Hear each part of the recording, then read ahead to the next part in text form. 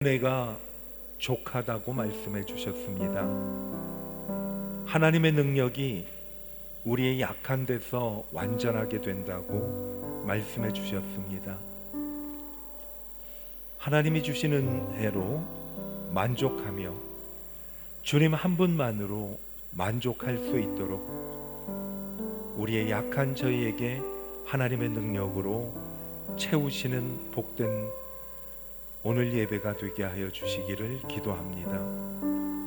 그리스도의 능력이 저희 안에 머물게 하기 위해 더욱더 기쁜 마음으로 주님을 찬양하며 지금까지는 나의 약점을 숨기고 그것을 다른 것으로 포장하여 지냈지만 더욱 기쁜 마음으로 내 약점을 하나님 안에서 자랑하며 우리도 바울처럼 내가 약한 것밖에 자랑할 것이 없는데 그것은 주님의 능력이 약한 데서 내게 온전하게 나타나게 됨을 믿기 때문에 하나님 앞에서 겸손한 마음으로 나아갑니다 라는 마음으로 예배하며 기도하는 저희가 되기를 간절히 구합니다.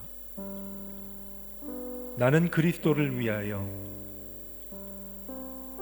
어려움을 당하고 때로는 힘든 것도 기뻐하면서 살겠습니다 라고 고백하는 저희들이 되게 하여 주시고 하나님이 나에게 은혜 베풀어 주심을 자랑하며 찬송하며 힘을 얻는 저희가 되기를 간절히 기도드립니다.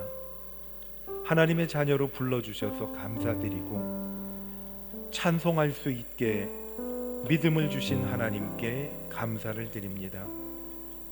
연약한 우리의 기도를 들어주셔서 감사하며 하나님의 손으로 언제나 저희를 지켜주셔서 감사를 드립니다.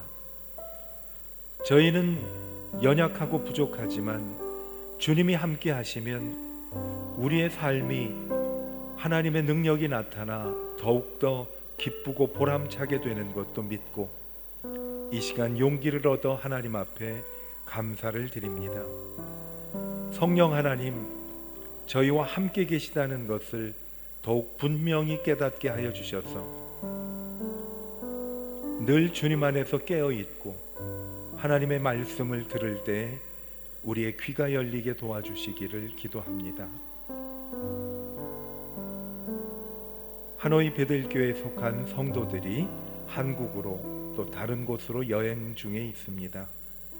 하나님 건강하고 늘 동행하여 주셔서 그들이 어느 곳에 있든지 주님을 찬송하며 예배하게 도와주시기를 간절히 기도드립니다.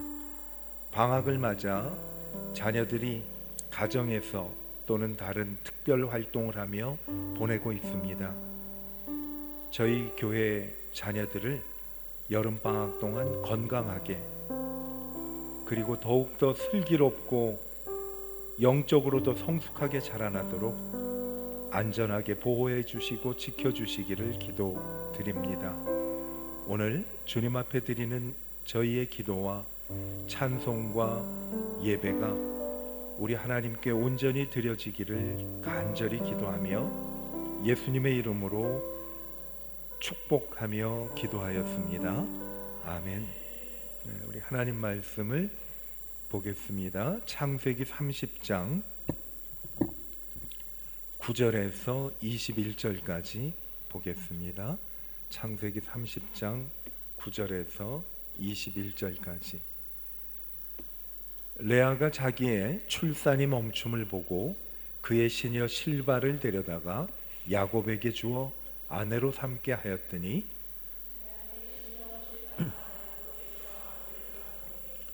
레아가 이르되 복되도다 하고 그의 이름을 갓이라 하였으며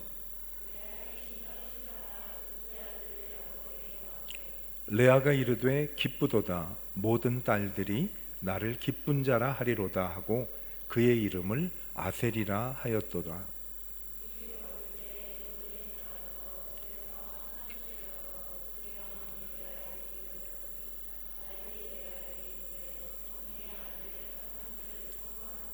레아가 그에게 이르되 내가 내 남편을 빼앗은 것이 작은 일이냐? 그런데 내가 내 아들의 합한 채도 빼앗고자 하느냐? 라헬이 이르되 그러면 언니의 아들의 합한 채 대신에 오늘 밤에 내 남편이 언니와 동침하리라 하니라.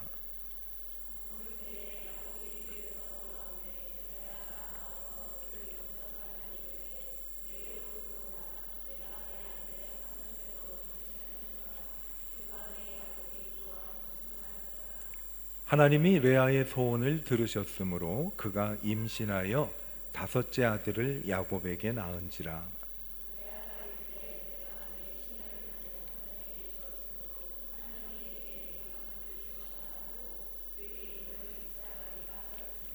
레아가 다시 임신하여 여섯째 아들을 야곱에게 낳은지라.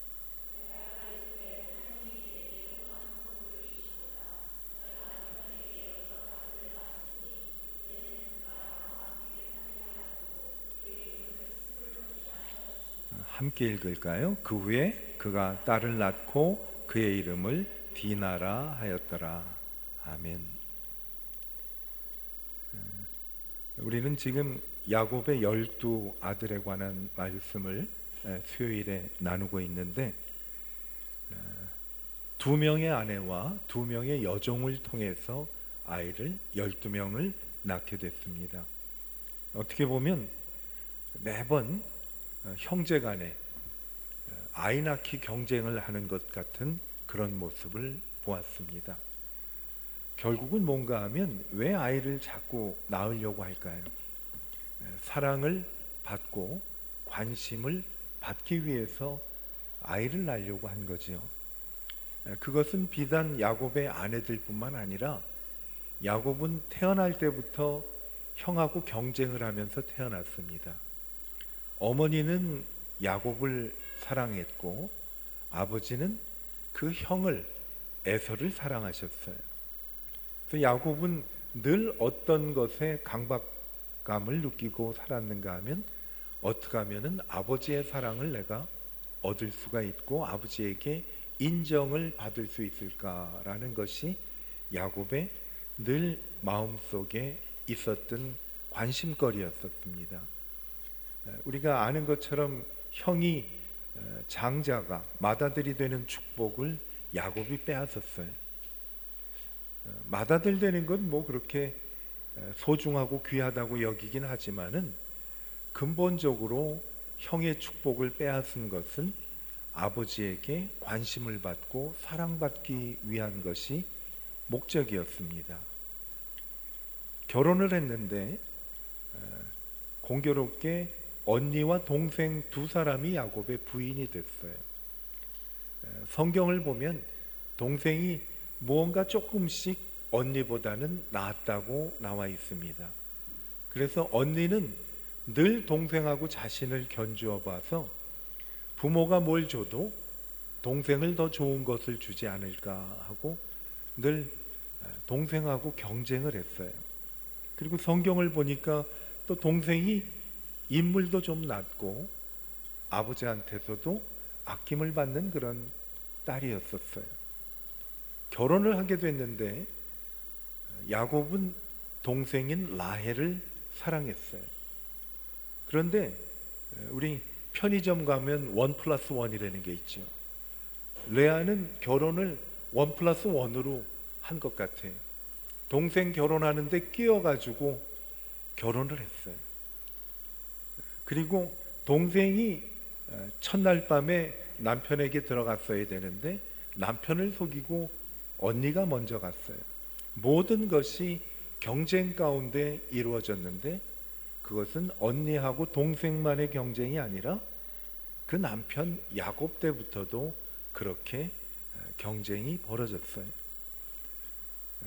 모두 다 이제 사랑을 받고 살고 누군가에게 아낌을 받고 살고 싶지요. 국어사전에 보면은 사랑이라는 단어를 아끼고 위하고 따뜻한 마음이다라고 정의가 돼 있어요. 그런 것 같아요. 우리는 누군가 나를 아껴주기를 원해요. 그리고 따뜻하게 대해주기를 원하지요. 그래서 가족들이 같은 말을 해도 따뜻한 말을 듣기를 원해. 비록 내가 따뜻한 말을 못하더라도 나에게는 따뜻한 말을 해주기를 바라고 있어요. 당연하죠. 우리는 사랑을 받기 위해서 태어난 사람입니다.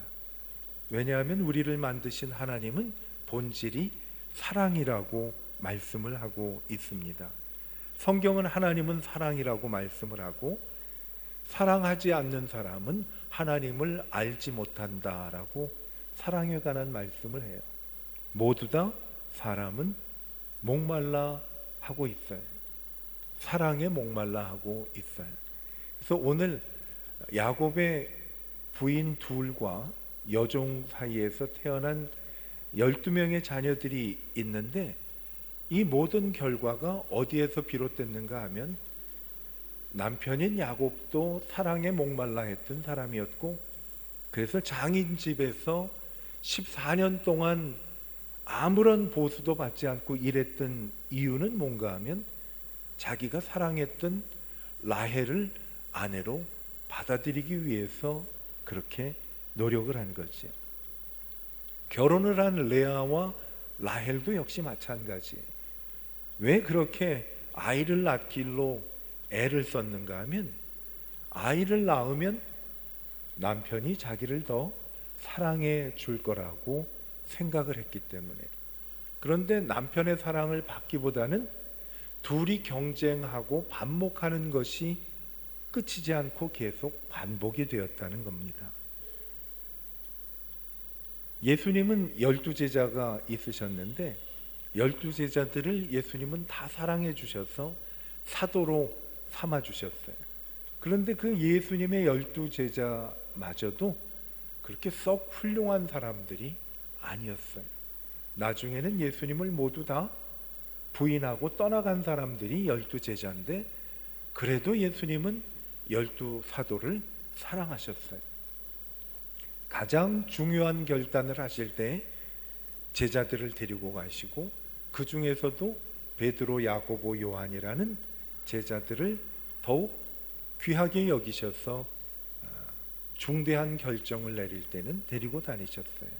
그런데 나중에도 알다시피 그 사람들이 예수님을 끝까지 지켜주지 못했던 사람들이, 근데 예수님은 요한복음 13장 1절에 보면 어떤 말씀이 나오는가 하면, 예수님이 제자들을 사랑하시되 끝까지 사랑하시더라 라고 말씀을 했어요.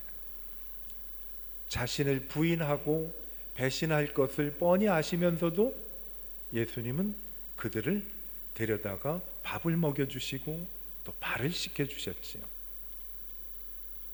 예수님이 사랑했던 12제자들이 사랑받기에 충분하지 못했던 사람들처럼 오늘 야곱의 12아들들도 이스라엘의 12지파가 되기에는 턱없이 부족한 사람들이었습니다. 일단 아들이 12형제긴 하지만은 어머니들이 다 달랐어요. 여러분, 어떻게 그것이 가정이 평안하고 가정이 기쁠 거라고 생각할 수가 있겠어요? 그런데 여기에 있는 것처럼 예수님이 12제자들의 모든 것들을 겉모습 보고 사랑하지 않으신 것처럼 하나님은 야곱의 12아들들을 그들의 복잡한 환경을 생각한다면 축복을 못 하셨을 텐데 그들을 그냥 사랑하신 거예요. 하나님이 사랑하셨는데 하나님께서 오래전에 이들의 할아버지, 증조 할아버지 그때 약속을 하셨어요. 아브라함의 후손을 통해서 많은 사람들이 복을 받게 될 것이다 라는 그 약속을 하나님이 지키신 거예요. 하나님이 약속을 지키실 때에는 우리의 겉모습을 보고 약속을 지키신 것이 아니라 하나님이 약속하셨기 때문에 우리를 사랑하시는 거죠. 찬송에 보면 예수 사랑하심은 거룩하신 말일세라는 찬송이 있어요. 우리들은 약하나 예수 권세 크도다. 그 찬송 후렴에 보면 날 사랑하심, 날 사랑하심 성경에 써있네 라고 찬송이 진행이 돼요. 왜 나를 사랑하셨는가 하면 하나님이 사랑하시기로 결정을 하셨기 때문에 사랑하는 거죠. 12지파도 그런 방법으로 하나님은 사랑하셨어요. 복잡한 배경에서 태어났지만은 훌륭한 사람들은 아니지만은 이들을 이스라엘의 조상들로 12지파로 삼아주셨어요. 복잡한 환경에서 태어난 그리고 자라난 사람들이지만 하나님은 복을 주시기로 약속하셨습니다. 그들을 버리지 않으시고 하나님의 복된 12지파로 삼아주시고 자손이 될 때까지 돌봐주신 이유는 하나님의 약속 때문에 그렇지요. 내가 너희를 절대 떠나지 아니하고 절대로 너희를 버리지 아니하리라 라는 약속을 하셨기 때문에 그래요. 바로 하나님은 그런 분이에요. 지금까지 현재 아이 낳기 경쟁에서 언니는 4명을 낳고 동생은 2명을 낳았어요. 4대2예요. 4대2인데 언니는 그 스코어가 상당히 불안한 거예요. 4대2는 언제든지 역전 가능성이 있다고 생각을 했는 모양이에요. 그래서 자기의 하녀를 통해서 2명을 더 낳았어요. 6대2가 되니까 아이를 낳고 첫 번째 아이를 종을 통해서 낳은 아이지요. 그 아이의 이름을 아셀이라고 부르고 또 갓이라고 부릅니다. 갓은 이제 행복하다. 아셀도 이제 나는 기쁘다라는 의미가 있었어요. 왜 기쁘고 행복했는가 하면요, 스코어가 4대2에서 6대2로 왔기 때문에 추격을 따돌릴 수가 있었다는 거죠. 그런데 여러분 보면 자식을 낳을 때 뭔가 자식을 위해서 기도도 하고 그리고 자식을 배에 품고 있을 때 태교도 열심히 하고 해야 되는데 이 사람들은 뭔가 하면 질투 때문에 낳고 두려움 때문에 낳고 남편의 사랑을 독차지하기 위해서 아이를 낳은 거예요. 그런데 더 중요한 것은 뭔가 하면 인간이 실수로 저진 일이라도 하나님은 그들을 돌보시고 보석처럼 만들어 주신다라는 거예요. 우리 스스로를 돌아보면요, 내가 하나님께 무언가를 헌신하고 한 일보다는 하나님이 내게 주신 은혜가 헤아릴 수 없이 너무 많다는 것을 저희들이 깨달을 수가 있어요. 우리가 한 것은 예수님을 믿은 것 외에는 한 것이 하나도 없어요. 그런데 내가 예수를 믿고 예수님을 나의 구주로 영접하고 고백한 그 사실마저도 성경을 보니까 내가 고백한 것이 아니라 내 안에 하나님이 미리 임하셔서 예수님을 구주로 고백할 수 있게끔 하신 거예요. 성경을 보면 성령이 아니고는 누구도 예수를 주라고 시인할 수 없다고 말씀하셨어요. 베드로가 예수님께 예수님이 누군지를 고백을 할 때 베드로는 예수님은 그리스도시요 살아계신 하나님의 아들입니다 라는 고백을 했어요. 그때 베드로에게 예수님이 뭐라고 했는가 하면 베드로야, 너는 참 복이 많은 사람이다. 그러나 내가 이 고백을 한 것은 내 육신이 고백을 한 것이 아니라 하늘에 계신 아버지가 하게 하신 것이다 라고 말씀을 한 것처럼요, 우리가 예수 믿은 것조차도 내 힘으로 예수를 믿은 것이 아니라 성령이 예수님은 나의 주님입니다 하고 고백하기 바로 그 순간에 내 속에 이미 임하신 거지요. 그래서 예수 믿는 사람은 성령을 받았다고 고백을 하는 것이고, 예수 믿는 사람은 성령이 내 안에 계신다고 고백하는 이유는요, 예수님은 나의 하나님, 나의 구주입니다라는 고백은 성령님이 내 속에서 나에게 고백하라고 시켰기 때문에 할 수가 있는 거지요. 우리가 예수님을 믿기는 하지만 주 안에서 받은 은혜가 너무 놀라운 것이, 왜? 오늘 야곱의 아들들이 정말 복잡한 그 환경 속에서도 하나님은 그들의 환경이나 자라온 배경을 관여하지 않으셨고 하나님의 약속을 지켜주신 거예요. 여러분, 12명의 아들이 함께 한 자리에 앉아서 밥을 먹었을까요? 저는 그렇지 않은 것 같아요.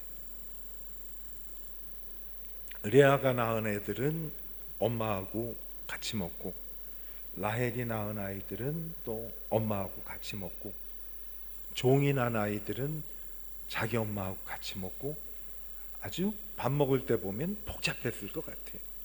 그죠? 부엌에서도 경쟁이 벌어졌을 것 같아요.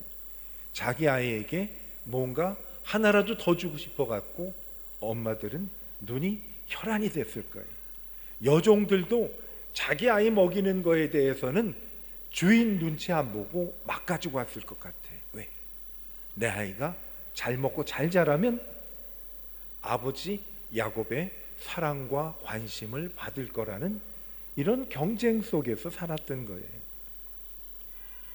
이런 출생 가운데서도 하나님은요, 골고루 다 축복을 해주셨어요. 하나님께서 이스라엘의 각 지파 한 사람 한 사람에게 복을 내려 주신 것이에요. 그러면요, 우리는 가문이나 출생을 많이 따지는데 사실 하나님의 축복과 은혜를 누리는 데는 가문과 출생 성분이 아무런 상관이 없다는 것을 알게 된 거지요. 혈통이 중요한 것이 아니에요. 바울이라는 분이 그런 말을 했어요. 혈통으로 따지면 나도 내세울 만한 것이 너무 많고 내가 사람들에게 보여줄 것이 많지만은 내가 자랑할 것은 내가 그리스도 안에서 죄인이었다는 사실과 예수님이 나를 예수님의 그리스도의 보혈로 깨끗이 죄를 사해 주셔서 하나님의 자녀 되게 하셨기 때문에 약한 것 외에는 자랑할 것이 없고, 내가 뭐 간직된 게 있다고 말한다면 내 속에 예수님을 믿는 예수의 흔적밖에 갖고 있는 것이 없다. 바울은 오직 예수님의 은혜로 내가 된 것이다. 혈통 있으면 좋지요. 그런데 그것이 하나님의 복하고는 아무런 관계가 없다라는 거죠. 이게 복음이에요. 종이나 부한자나 남자나 여자나 노인이나 아이들이나 어느 누구도 하나님 앞에서는 모두가 평범하다라는 거예요. 예수님이 저희에게 가장 쉬운 복음의 말씀을 요한복음 3장 16절에서 말씀해 주셨어요. 하나님이 세상을 이처럼 사랑하사 독생자를 주셨으니 누구든지 저를 믿는 자마다 멸망하지 않고 영생을 얻게 하려 하심이라. 이것이 복음이에요. 아무리 종의 어머니에게서 태어났든 아버지가 사랑하는 여인에게서 태어났든 아버지 사랑을 차지하려고 온갖 이상한 방법을 동원했던 어머니에게서 태어났든 하나님은 그것을 아무렇게도 생각하고 중요하게 여기지 않는다는 거지. 하나님의 약속의 자녀이기 때문에 축복해 준 거지요. 세상에 혈통을 따지지만 하나님 나라에는 혈통이 없어요. 예수 그리스도의 은혜로 말미암는 그것 외에는 아무것도 없지요. 그래서 주님 한 분만으로 나는 만족해하고 찬송을 부르는 이유는요, 내가 아무것도 없을지라도 예수님만 있으면 나는 만족할 수가 있다는 거예요. 마태복음 17장에 보면 예수님께서 베드로하고 야고보하고 요한을 데리고 높은 산에 올라가셨어요. 높은 산에 올라가셔서 예수님이 누군가 대화를 하고 있었는데 그 대화하는 상대가 구약 성경에 나오는 유대인들이 가장 존경하고 있는 사람 중에 하나인 모세가 있었어요. 그리고 죽음을 맛보지 않고 불마차를 타고 하늘나라로 곧장 올라갔던 엘리야라는 사람이 같이 예수님하고 대화를 하는데, 그 모습이요, 자기들이 산 아래에서 보았던 세상의 모습과는 완전히 다른 거예요.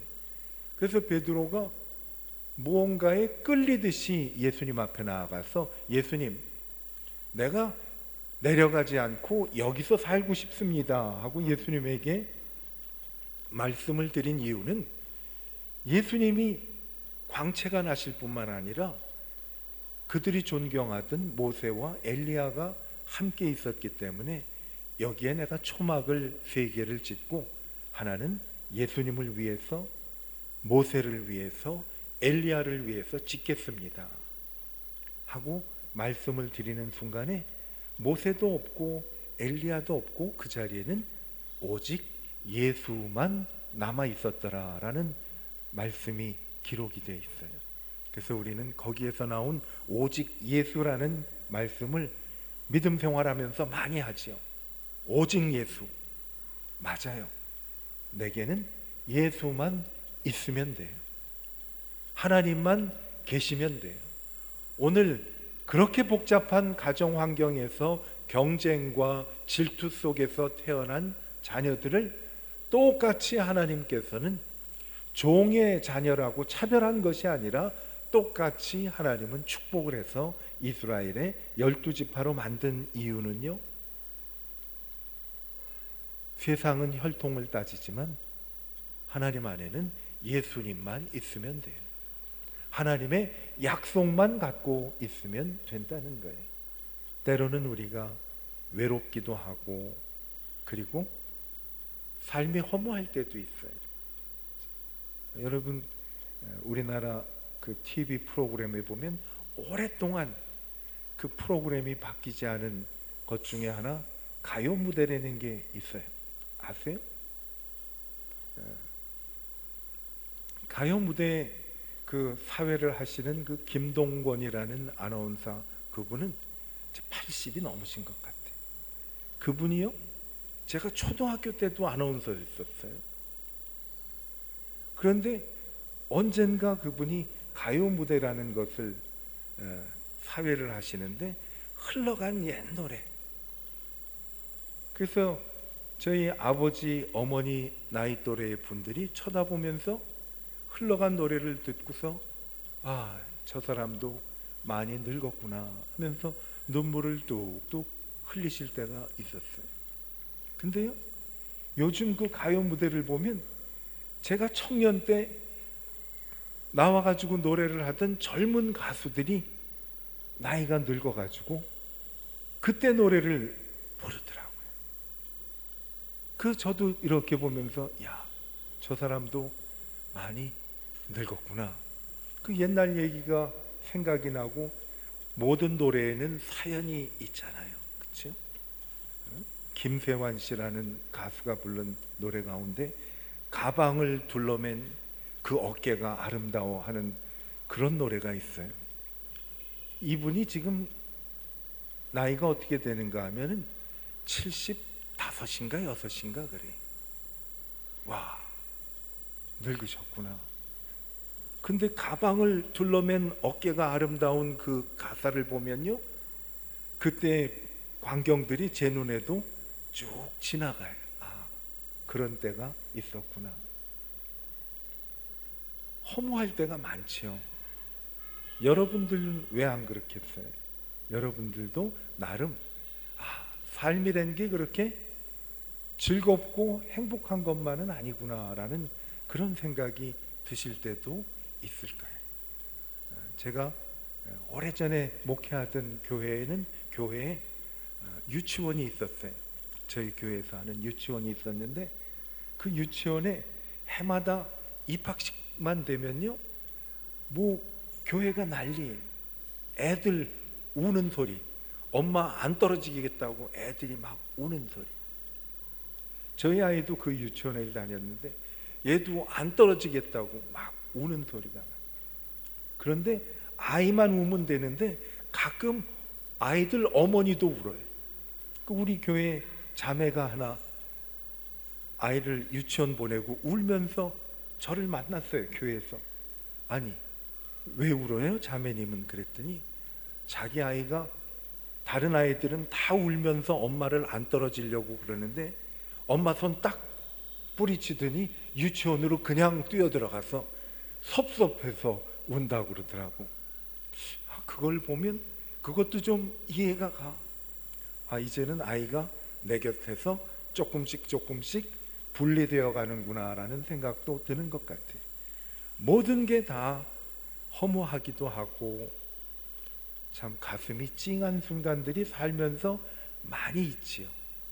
그래서 우리에게는 예수 그리스도가 필요해요. 왜냐? 성경을 보면 예수님은 어제나 오늘이나 영원토록 변함이 없으시기 때문에 그래요. 오늘 야곱의 12 아들을 축복해 주신 예수님도 우리에게 그러한 교훈을 주세요. 아무것도 따지지 않고 예수님은 변함없이 나를 사랑해 주시는 것이죠. 그런 중에 우리가 살면서 경험할 수 있는 인간관계 중 하나가 있는데 그것이 친구예요.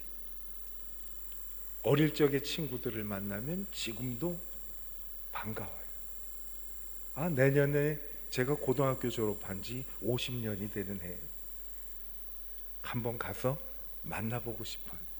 30년 전에, 20년 전에 30주년이어서 가봤는데 그때를 만났는데도 옛날처럼 그렇게 정겨워요. 이제 50년이 돼서 가보면 하늘 날아간 친구들도 꽤 있을 것 같아. 궁금해. 친구는 좋잖아요, 여러분. 계속 대화를 해도 시간이 지루하지가 않잖아요. 그래서 예수님께서 우리에게 그런 말씀을 해주신 것 같아요. 뭐라고 사람들에게 예수님을 이야기해야 잘 이해가 될 수 있을까? 그 중에 하나가 아버지예요. 아버지. 또 우리가 친근하게 와닿는 우리의 단어 중에 하나가 친구인 것 같아요. 그래서 예수님이 이제는 내가 너희를 종이라고 하지 않고 내 친구라고 부를 텐데 만약 사람이 친구를 위하여 자기 목숨을 바치면 이보다 더 좋은 친구가 어디 있겠느냐 하고 예수님은 친구 중에서 세상에 가장 좋은 친구를 위해 목숨을 버릴 수 있는 친구로 우리에게 말씀을 해 주셨어요. 아까울 게 없으세요.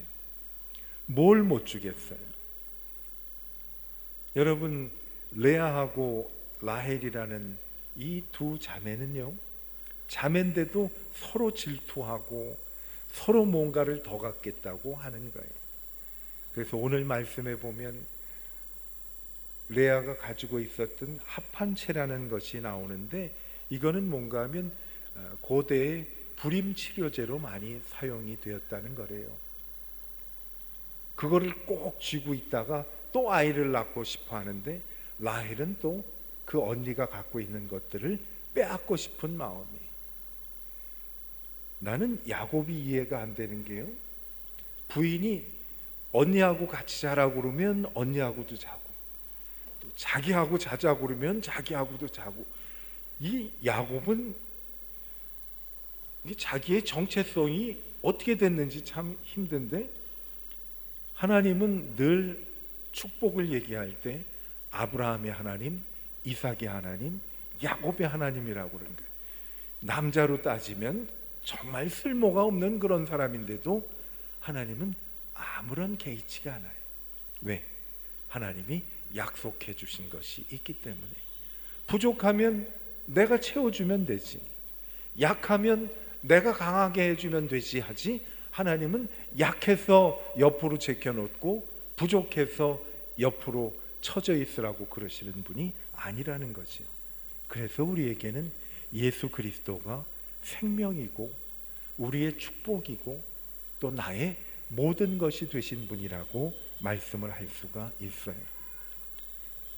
우리의 삶이 어떻든지 간에 우리의 현재가 아름다운 것은요, 다른 것이 아니라 예수님이 우리의 주인이 되시기 때문에 그렇습니다. 고린도후서 5장 17절에 보면 우리가 잘 아는 말씀이 있어요. 누구든지 그리스도 예수 안에 있으면 새로운 피조물이라. 이전 것은 지나갔으니 보라 새 것이 되었도다. 하나님은 우리의 죄가 아무리 붉고 흉악할지라도 기억도 하지 않고 흰 눈처럼 양털과 같이 깨끗이 씻어주신다고 약속해 주셨어요.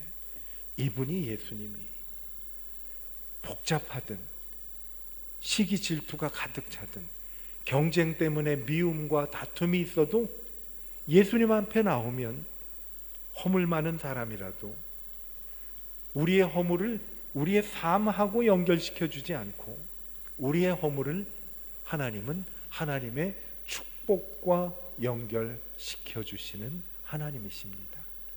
그래서 예수 안에 언제나 소망이 있어요. 주님을 바라보면 주님이 나의 생명이 되실 수밖에 없어요. 언제든 주님을 바라보면 그곳에는 길이 있기 때문에, 내가 알지 못하는 일을 진리 되신 예수님께서 가르쳐 주시기 때문에, 막막해서 이제는 도저히 갈 길도 없고 길이 막혔다고 생각할 때 예수님은 길을 만드시는 예수님이기 때문에 그 주님이 오늘 야곱의 그 12 아들의 복잡한 관계에도 불구하고 축복해 주시는 것을 보여주시면서 나에게 소망이 있음을 말씀해 주십니다. 십자가 그늘 앞에는 늘 우리의 생명이 있고 소망이 있고 그리고 희망이 있어요. 비전이 있어요. 앞길이 환하게 열려 있어요. 길이 없지만 예수님 길이 없어요 그러면 예수님은 그 길을 만드시는 분이에요.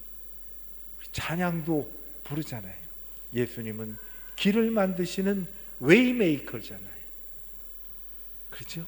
미라클 워커, 기적을 행하시는 하나님, 그분이 오늘 우리에게도 소망을 부어 주십니다. 힘들고 어려워하는 저에게 너희는 마음에 근심하지 말고 하나님을 믿으니 또 나를 믿으라. 내 아버지 집에는 거할 곳이 많도다. 언제든 달려가면 우리를 품어주시는 하나님께서 오늘도 우리와 함께 계심이 축복이 되기를 바랍니다. 기도하겠습니다.